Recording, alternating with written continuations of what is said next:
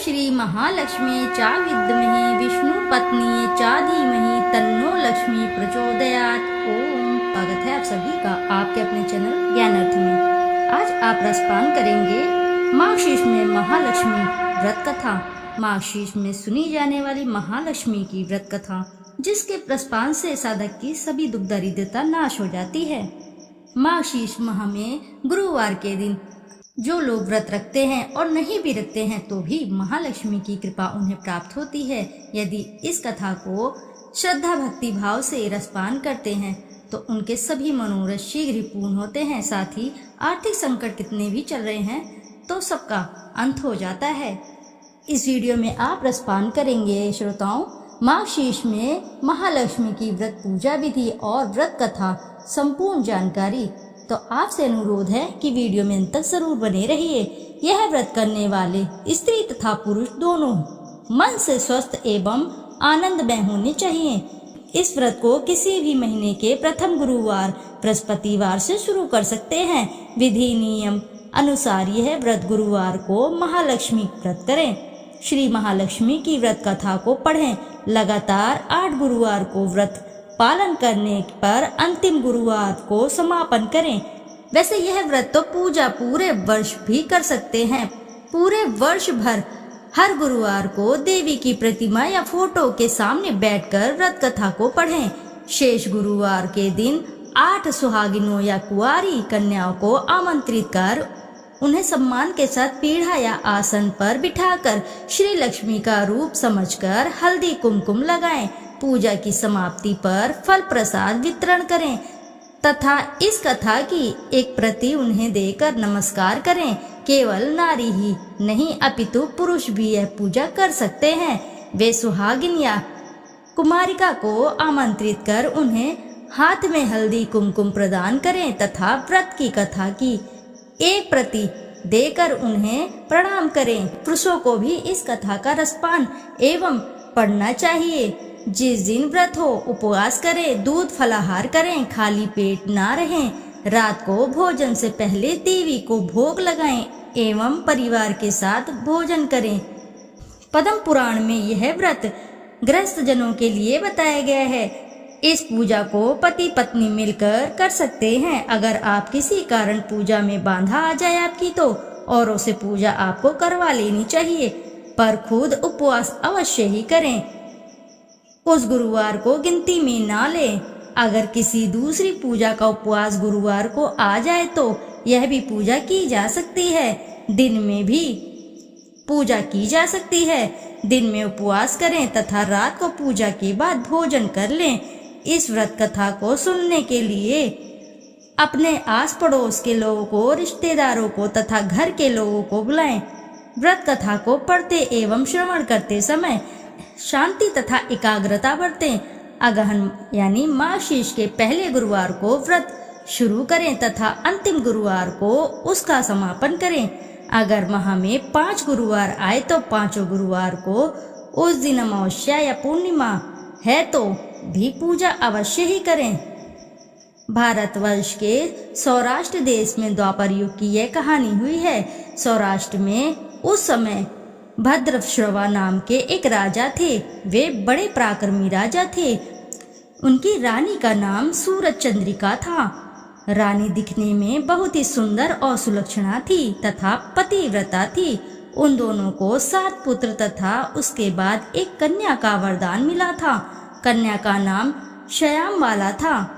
एक बार महालक्ष्मी जी के मन में आया कि जाकर उस राजा के राजप्रसाद में रहें। इससे राजा को दुगनी धन दौलत की प्राप्ति होगी और वह इस धन दौलत से अपनी प्रजा को और सुखद दे पाएगा। गरीब के घर अगर रहें और उसे धन दौलत प्राप्त हो तो वह स्वार्थी की तरह केवल अपने ऊपर ही खर्चा करेगा। यह सोचकर श्री महालक्ष्मी जी ने बूढ़ी ब्राह्मणी स्त्री का रूप धारण किया। हाथ में लाठी लिए लाठी के सहारे रानी के द्वार तक पहुंची। यद्यपि उन्होंने बूढ़ी औरत का रूप धारण किया था, पर उनके चेहरे पर देवी का तेज था। उन्हें देखते ही एक दासी सामने आई। उसने इनका नाम धाम काम धर्म पूछ डाला। वृद्ध ब्राह्मण का रूप धारित माता लक्ष्मी ने कहा, बालिके, मेरा नाम कमला है, मेरे पति का नाम भुवनेश है, हम द्वारिका में रहते हैं। तुम्हारी रानी के पिछले जन्म में एक वैश्य की पत्नी थी। वह वैश्य गरीब था।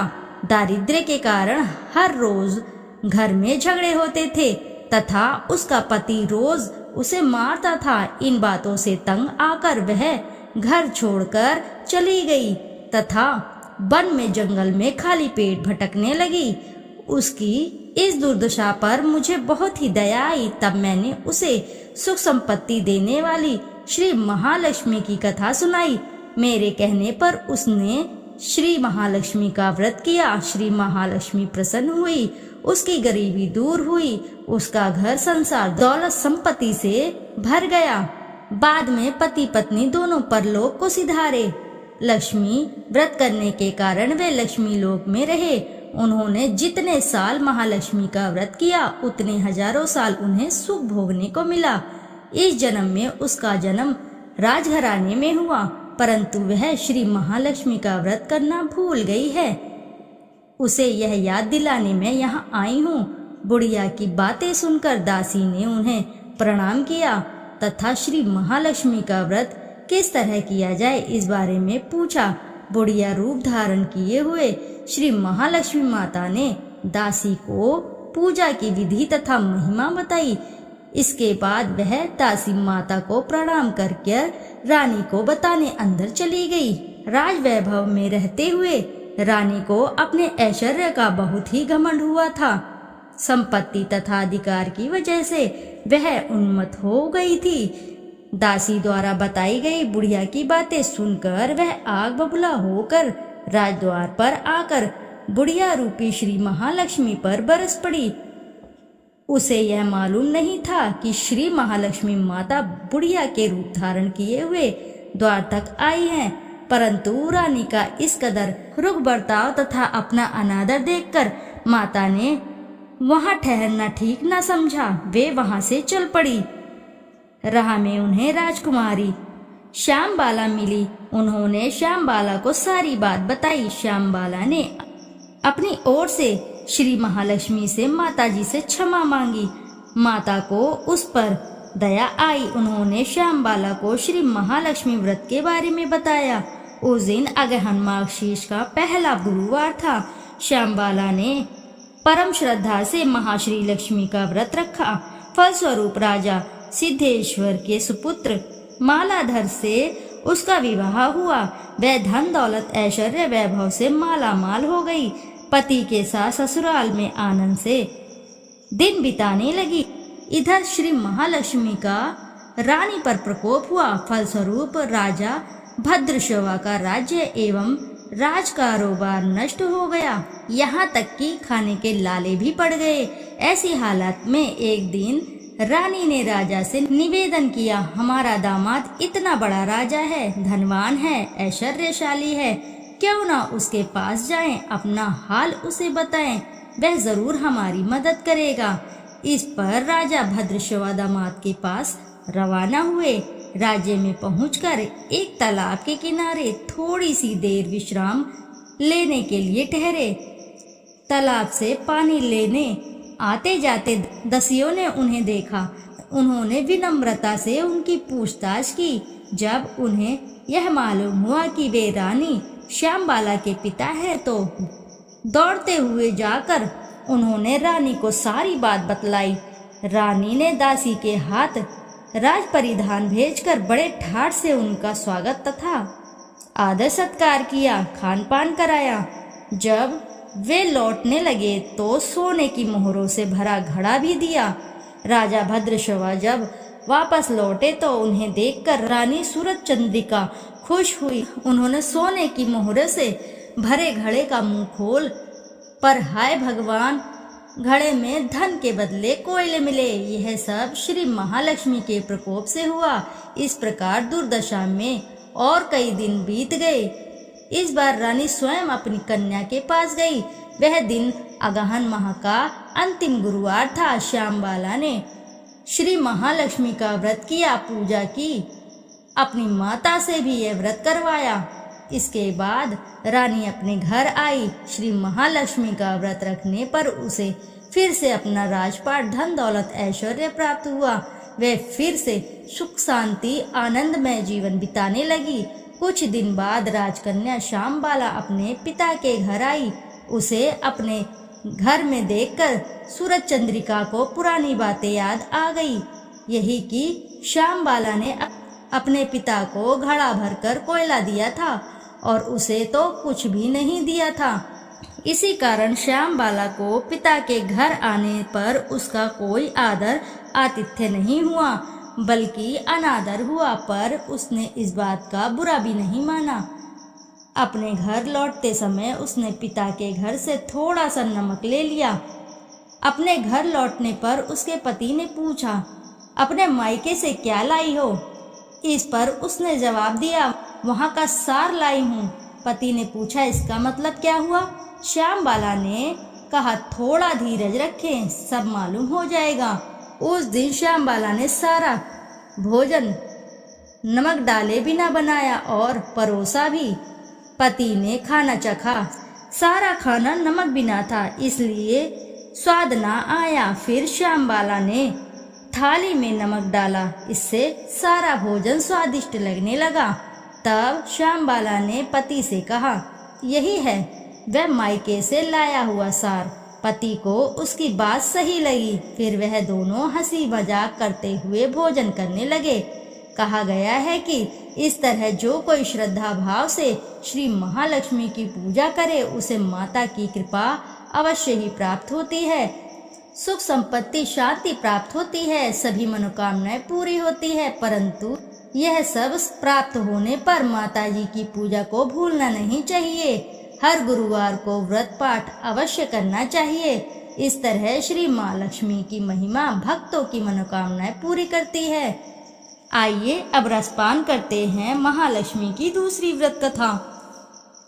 पौराणिक कथा के अनुसार प्राचीन काल में एक बार एक गांव में गरीब ब्राह्मण रहता था। वह भगवान विष्णु का परम भक्त था।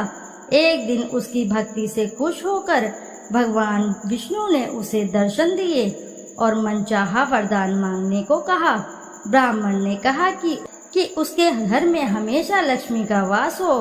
इस इच्छा को जानने के बाद विष्णु जी ने कहा कि उसे लक्ष्मी तो प्राप्त हो सकती है, लेकिन उसके लिए उसे थोड़ा प्रयत्न करना होगा। भगवान विष्णु ने कहा कि मंदिर के सामने एक स्त्री रोज आती है और यहाँ आकर उपले पाथती है। तुम बस अपने घर उन्हें आने का निमंत्रण देना। वह स्त्री ही देवी माँ लक्ष्मी है। अगर वह स्त्री तुम्हारे घर आती है तो तुम्हारा घर धन धान्य से भर जाएगा। इतना कहकर भगवान विष्णु अदृश्य हो गए। अगले दिन सुबह 4 बजे ब्राह्मण मंदिर के सामने बैठ गया और जब धन की देवी माँ लक्ष्मी उपले पाथने आई तो ब्राह्मण ने उन्हें अपने घर में आने का निवेदन किया। ब्राह्मण के व्यक्तित्व को सुनकर लक्ष्मी जी समझ गई कि ये सब विष्णु जी का किया धराया है। माता लक्ष्मी ने कहा कि तुम 16 दिन तक महालक्ष्मी को विधिवत पूर्वक पूजा करो और रात दिन चंद्रमा को अर्घ दो, तो मैं तुम्हारे घर आऊंगी। देवी के कहे अनुसार ब्राह्मण ने देवी का व्रत एवं पूजन किया और उत्तर की दिशा की ओर मुख करके लक्ष्मी जी को पुकारा। अपने वचन को पूरा करने के लिए धन की देवी प्रकट हुई और उन्होंने गरीब ब्राह्मण के हर कष्ट को दूर किया और उसके घर को सुख संपत्ति से भर दिया। आइए अब रसपान करते हैं महालक्ष्मी व्रत की तीसरी पौराणिक व्रत कथा। पौराणिक कथा के अनुसार एक बार भगवान विष्णु मृत्यु लोक यानी भूलोक में गमन करने के लिए निकल पड़े। माता लक्ष्मी ने निवेदन किया कि वह भी उनके साथ आना चाहती हैं। भगवान विष्णु उनके स्वभाव से परिचित थे, इसलिए पहले ही उन्हें आगाह किया कि मैं आपको एक ही शर्त पर साथ लेकर चल सकता हूँ।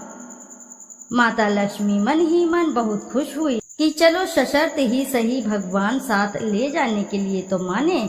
माता फटाक से बोली, मुझे सारी शर्तें मंजूर है। भगवान विष्णु ने कहा, जो मैं कहूँगा, जैसा मैं कहूँ आपको वैसा ही करना होगा। माता बोली, ठीक है, आप जैसा कहेंगे मैं वैसा ही करूंगी।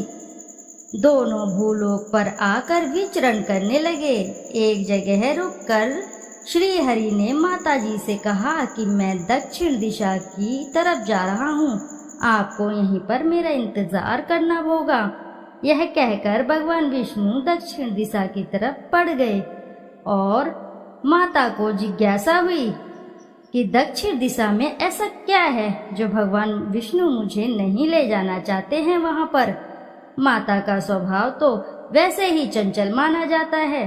उनसे वहां पर ज्यादा देर नहीं रुका गया और वह भगवान विष्णु की तरफ ही बढ़ने लगी। आगे जाकर माता को सरसों का खेत दिखाई दिया। उसकी सुंदरता ने माता का मन मोह लिया। वे फूलों को तोड़कर अपना श्रृंगार करने लगी। इसके बाद वह कुछ ही दूर आगे बढ़ी थी कि उन्हें गन्ने के खेत दिखाई दिए। उन्हें गन्ना चूसने की इच्छा हुई तो गन्ना तोड़कर उन्हें चूसने लगी कि भगवान विष्णु वापस आ गए। सरसों के फूलों से सजी माता लक्ष्मी को गन्ना चूसते देखकर भगवान विष्णु उन पर क्रोधित हो गए। भगवान ने कहा कि आपने शर्त का उल्लंघन किया है, आपने मेरी बात न मानकर मेरी बात का उल्लंघन किया है। मैंने आपको यहाँ रुकने के लिए कहा था लेकिन आप नहीं रुकी। यह बिल्कुल ही गलत है और यहाँ किसान के खेतों से फूल व गन्ने तोड़कर आपने अपराध किया है। यह बहुत ही घोर अपराध है, इसकी आपको सजा अवश्य ही मिलेगी। भगवान विष्णु ने माता लक्ष्मी को 12 वर्ष तक किसान की सेवा करने का श्राप दे दिया और स्वयं क्षीर सागर गमन कर गए। अब विवश माता लक्ष्मी को किसान के घर रहना पड़ा, उसकी सेवा और देखरेख करनी पड़ी। एक दिन माता लक्ष्मी ने किसान की पत्नी को देवी लक्ष्मी की प्रतिमा की पूजा करने को कहा और बोला कि इससे तुम जो भी मांगोगी तुम्हें मिलेगा। कृषक की पत्नी ने वैसा ही किया। कुछ ही दिनों में उनका घर धन धान्य से परिपूर्ण हो गया और उनके घर में अन्न धन की कमी न रही। उनका घर आर्थिक संपत्ति से परिपूर्ण हो गया। हंसी खुशी समृद्ध में 12 साल का समय बीत गया। जब भगवान विष्णु माता लक्ष्मी को लेने के लिए आए तो किसान ने माता को न जाने देने का हठ किया। वह अपनी इस हट पर अड़ गया कि वह माता लक्ष्मी को अपने पास से नहीं जाने देगा। इस पर माता लक्ष्मी ने कहा कि कार्तिक कृष्ण पक्ष की 13 के दिन यदि वह विधि पूर्वक मेरी पूजा करे तो वह उसके घर से नहीं जाएंगी, लेकिन वह इस दौरान उन्हें दिखाई नहीं देंगी।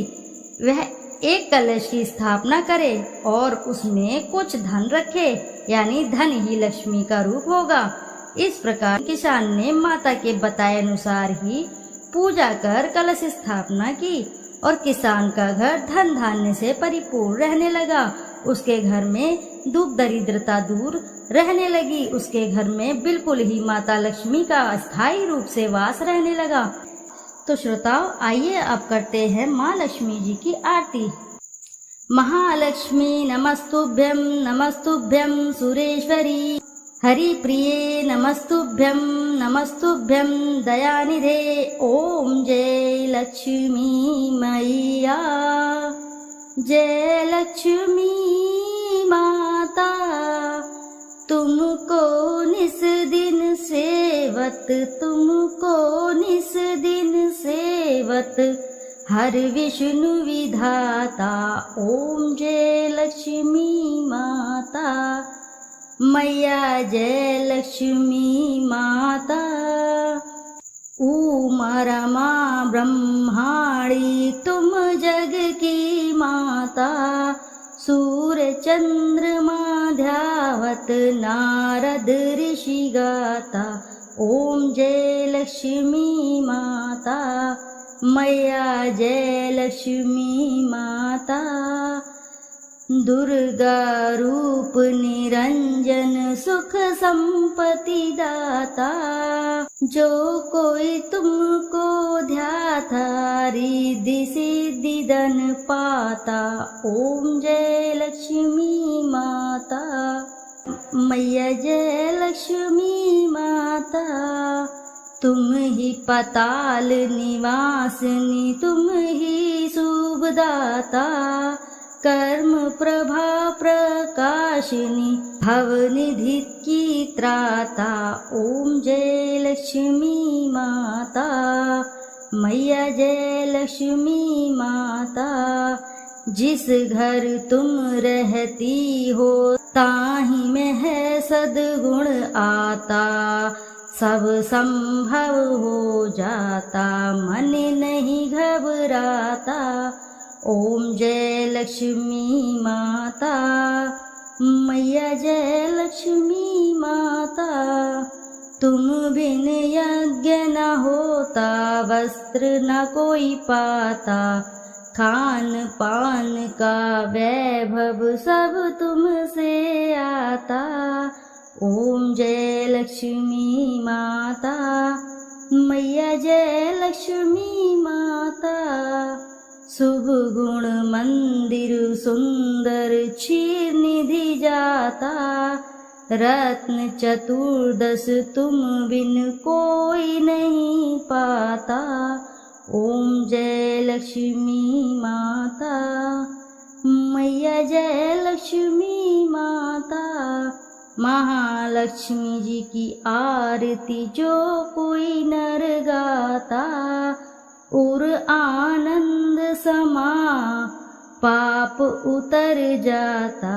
ओम जय लक्ष्मी माता, मैया जय लक्ष्मी माता। स्थिर चर जगत बचावे, कर्म प्रेर ल्याता, राम प्रताप मैया जी की शुभ दृष्टि पाता। ओम जय लक्ष्मी माता, मैया जय लक्ष्मी माता। ओम जय लक्ष्मी माता, मैया जय लक्ष्मी माता।